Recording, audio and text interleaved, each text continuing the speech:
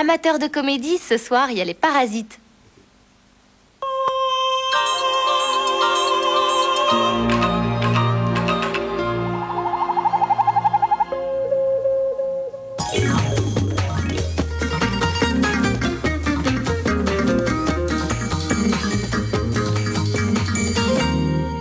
Zéro. Top, c'est parti. Bonjour à tous, bonne émission. C'est en direct, c'est ouvert le samedi et ça rebondit sur vos curiosités. Beaucoup d'images aujourd'hui, des images qui vous ont touché, parfois de près, des images et des questions. Par exemple, une fois qu'il a bien englué les huîtres, les cormorans et les plages de Vendée, que devient le mazout de l'Erika? Réponse sur place dans les cuves et les zones de stockage entre Donge et Lorient avec cette demoiselle qui s'appelle Charlotte et qui travaille dans l'association Robin des Bois. Elle nous explique tout à l'heure ce qu'on peut faire après du mazout, une fois qu'il est sur les plages. Vous la connaissez? Rona Hartner. Rona Hartner, c'est sa carte blanche. Elle a pris une caméra, elle nous emmène à Bucarest rencontrer cette dame qui est là, qui s'appelle Tamara, sa prof de théâtre. On voit ça tout à l'heure. Et c'est pas triste. Oula, non. Oula. Et lui, ça c'est non Gerlin Chichery, champion du monde de freeride. Freeride, regardez un peu ce que c'est. C'est du ski comme vous n'en faites sûrement pas. Regardez ça. Regarde. Il est où? Ouh, ça y est. Voilà, on le verra mieux tout à l'heure. 24 mètres de haut la chute. Freeride, Gerlin Chichery, fin d'émission. Parce que, évidemment, vous avez été assez nombreux à nous demander, en tout cas, de réagir. Écoute, moi, sur Internet, ça n'arrête pas. Les réactions autour des tempêtes, de la marée noire. Donc, on s'y est intéressé de près. Ça veut dire quoi? Ça veut dire que nous sommes partis, par exemple, l'un des derniers coins de France. L'un des derniers coins de France. Ça va retrouver l'électricité après la tempête. C'est peut-être Chamouillac, ce petit village situé juste à la frontière entre la Charente-Maritime et la Gironde. Ouais. 322 habitants à Chamouillac. Le maire s'appelle Gaston Marchais.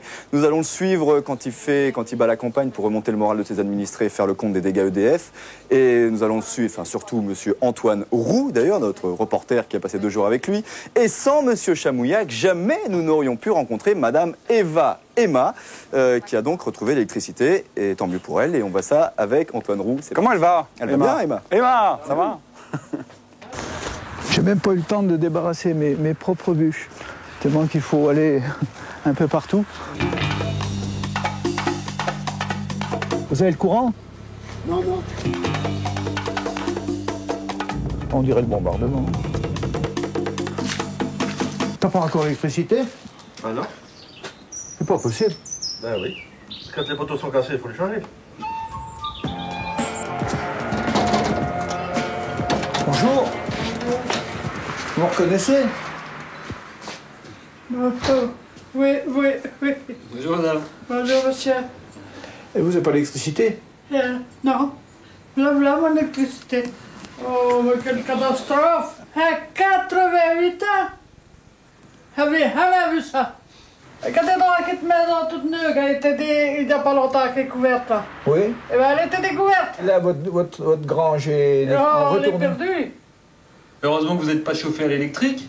Comment? Heureusement que vous n'êtes pas chauffé à l'électrique. Eh oui. C'est la bonne vieille cuisinière à bois. Bonjour, c'est le maire. Ça va? Et vous-même? Vous n'avez pas un numéro pour dépanner 2 abonnés en EDF? Une grand-mère...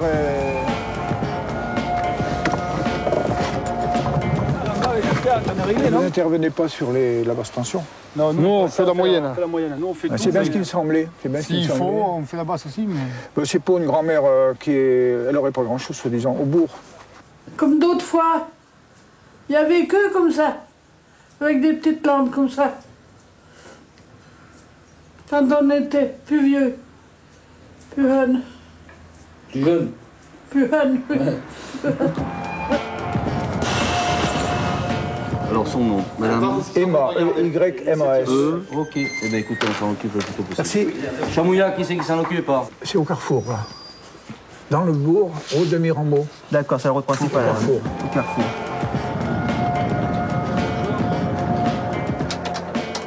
Bonjour madame. Bonjour monsieur. Entreprise de GE, on travaille pour EDF. Ah bon. On vient vous remettre au courant. Oui.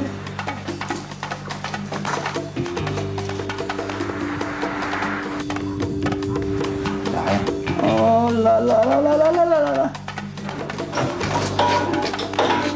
Le fil à remettre, vous l'avez trouvé? Oui, ils vont vous le faire. Oui.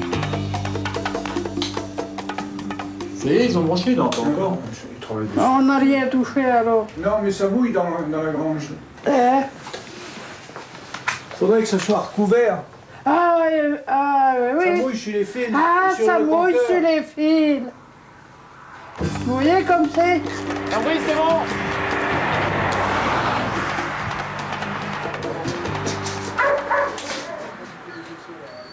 Oui, Ah bah ça marche alors. oui, c'est ça. Ça, c'est devant. Et ça, c'est une prise. Impeccable. Moi, la lumière depuis qu'il Merci beaucoup. Depuis qu'il Bonne journée. Merci, au revoir. Et c'est fini maintenant. Oh, ça revient pas seulement. Ça reviendra. Le mauvais temps, Ouais. on peut pas se revoir. C'est vrai. Vous savez, qu'il reste où il est. Bon bah au revoir madame. Au revoir, monsieur. Oui, merci beaucoup. Au revoir Madame Eva Emma. Juste Monsieur Gaston Marchais, Monsieur le maire de Chamouillac. Et Si vous êtes devant la télé juste maintenant, vous raccrochez, ça fait une heure qu'on essaie de vous appeler, on voudrait vous parler un petit peu. Bah, quoi, faire Monsieur le point, Marchais. faire Vous le raccrochez, on vous appelle. On l'a, Gaston. Gaston. Monsieur Marchais. Oui, bah voilà, tant mieux. formidable. Ou juste, mais alors au ras du Pile bois. poil, hein, pile poil. Quel souvenir vous gardez de tout ça? Quelle image vous gardez? J'imagine que vous êtes un peu fatigué après toute cette tempête. Ben, vous savez, on a quand même des sentiments de comment dirais-je, de mauvais sentiments parce que on aurait voulu que. Moi, je suis amoureux de la forêt, et puis ça fait quand même quelque chose de voir tous ces arbres tomber. On a beau, vous m'aviez dit au cours du reportage que j'étais costaud, mais dans les sentiments, mais c'est vrai que ça finit quand même par attaquer la personne. Ouais. Il faut reconstruire et replanter maintenant. Reposez-vous aussi, vous. Parce qu'il paraît que vous n'avez pas beaucoup dormi pendant toute cette période. Ben, pas trop, non. Vous faites un grand salut à Madame Eva Emma. Oui. Et vous confirmez, tout le monde est raccordé maintenant à Chez Chamouillac. vous, ouais. Oui, mais par contre, comme de bonne heure, je n'ai pas le téléphone. Ah bon, c'est pour ça qu'on n'a pas pu vous appeler. Voilà. C'est ça. Bonne journée et bon week-end. Merci beaucoup. Merci. Et tiens, tout le monde est raccordé. Alors, évidemment, en France, c'est ce qu'annonce EDF. Hein. Ouais. Mais Il y a par encore contre, 200 foyers, c'est 200 ça foyers qui sont en Gironde. C'est Électricité Service Gironde qui n'a pas pu les raccorder encore. D'accord. Voilà. Ça devrait pas tarder. Il y en a pour qui? Tiens, on va parler de la Tiens, marée excuse-moi, noire. juste un petit numéro de téléphone, Ouais. pardon. Excuse-moi, on a oublié. Numéro vert, c'est pour les dernières infos. Hein, allez-y et on va vous aider au maximum. 0842 38 62. Voilà. Il y en a pour qui la marée de l'Erika donne vraiment les idées noires. Prenons quelques minutes pour voir ce qui se passe à Bouin. Bouin, c'est dans la baie de Bourgneuf, pas très loin de Nantes. L'un des plus gros sites de production d'huîtres. 10% des huîtres sont produites là-bas. C'est vrai que les bénévoles et les équipes de nettoyage ont plutôt tendance à s'occuper en priorité des jolies plages et des coins touristiques. Et dans leur parc, les ostréiculteurs doivent faire eux-mêmes le sale boulot. C'est ce qu'a constaté en tout cas Clarisse Feltin sur place, là-bas, dans la baie de Bourgneuf. Regardez. Mais qu'on voit danser le long du golfe clair. Bon, il en reste une là. En des reflets d'argent. On va la contourner avec le filet et puis recommencer comme tout à l'heure, ramener au bord. La mer au ciel d'été. C'est très épais? Ah oui, il y a 15, au moins 15 cm, 10 ou 15 cm. On va essayer de tirer la nappe avec le grappin, comme c'est tellement compact, mais on va essayer de les tirer comme ça. Les filets, ça marche pas. La mer, bergère d'azur infinie. C'est incroyable ce truc là. Il coupe même pas. Il y a bien des pelleteuses qui sont pris en charge par le plan Polmar, mais pour le ramassage des nappes extérieures comme au large, il n'y a personne qui puisse, à part les ostréiculteurs, bon, nous c'est pour notre bien, alors donc il n'y a que nous qui puissions le faire, quoi. Allez, 20 francs le kilo les gars. 20 francs le kilo, on en a pour une poignée déjà. Là, si on force, on risque de casser le filet. C'est tellement compact que ça fait un barrage et on ne peut plus avancer. La mer. Tous les moyens de dépollution, bon, c'est pas chez nous qu'ils se trouvent. C'est plutôt sur les sites touristiques comme à Saint-Jean. Bon, nous, c'est une petite commune, bon, on nous laisse un petit peu de côté, quoi.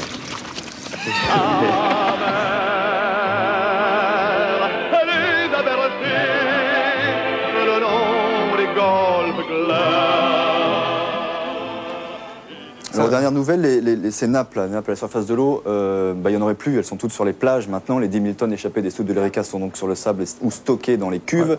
Et en plus, ce qu'on a appris, c'est que le volume de ces nappes est multiplié par 2 en émulsion dans l'eau. Et avec le sable et tout, ça fait une grosse masse à ramasser. Et le problème de la pollution donc n'est pas réglé pour autant. Non, et les c'est clair. écologistes s'inquiètent de savoir où et comment le pétrole maintenant va être traité, maintenant qu'il est à terre sur le sable. Jean-René Chaperon a suivi Charlotte Nittart et Jean-Pierre Hédin, qui sont 2 membres de l'association Robin des Bois. Il les a suivis où quand ils pistent à la trace les cuves et les zones de stockage pour voir qu'est-ce qu'on fait du pétrole une fois qu'il est ramassé. On regarde le reportage. Oui. Charlotte, venez ici, puis on en parle juste après. Voilà. Peut-être plus simple. Allez. Ok, c'est parti. Jean-René Chaperon, reportage. Le premier truc de la matinée qu'on a vu, c'est cette crique qui devait être magnifique. Ça se voit qu'elle était magnifique et qui là est imbibée d'une épaisse couche de fioul qui a été apportée par des marées successives et qui a sali les rochers jusqu'à une hauteur assez importante. Tiens, le dernier.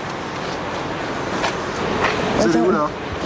Là, on va au FIPOL, au Fonds d'indemnisation de la pollution. Bonjour. Jean-Pierre. Bonjour, nous on est Bonjour, de... asseyez-vous. Merci. Bonjour. Donc on voulait vous poser quelques questions sur justement les indemnisations et jusqu'où s'arrêtaient les indemnisations en matière de traitement des déchets. On n'est pas amené à les déchets, non, c'est pas notre Les déchets, pas du tout. Le ramassage du pétrole n'est pas financé. Donc finalement, votre responsabilité s'arrête où? En haut de la plage On arrête là, on arrête là, soyez gentils, il y a du monde. Eux, ils ne sont pas concernés, en tout cas, ils ne se sentent pas concernés par l'élimination des déchets, par les pollutions à cause du fioul qui était dans les cuves de l'Erika, les pollutions induites à terre, les éventuels problèmes de santé des bénévoles, tout ça, ça ne les regarde pas.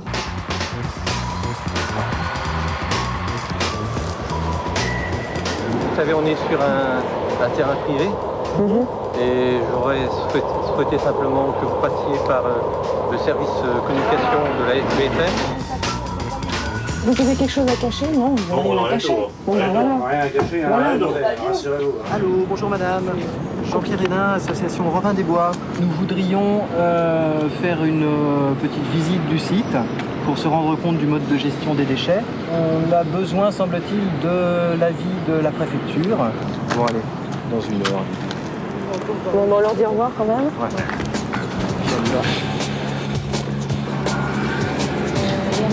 Ça vous dit quoi? Alors, il est comment ce site? La visite a été très rapide.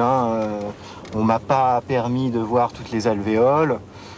Donc ça demanderait à être réétudié plus précisément et plus longtemps. Tu vois, le rond-point est là. Et c'est un terrain. Regarde ça là-bas, là. Monsieur, s'il vous plaît, on cherche un site où il y a eu du fioul de stocké de manière intermédiaire. Oui, ben là, vous passez par là. Ou une bâche, là. C'est certain.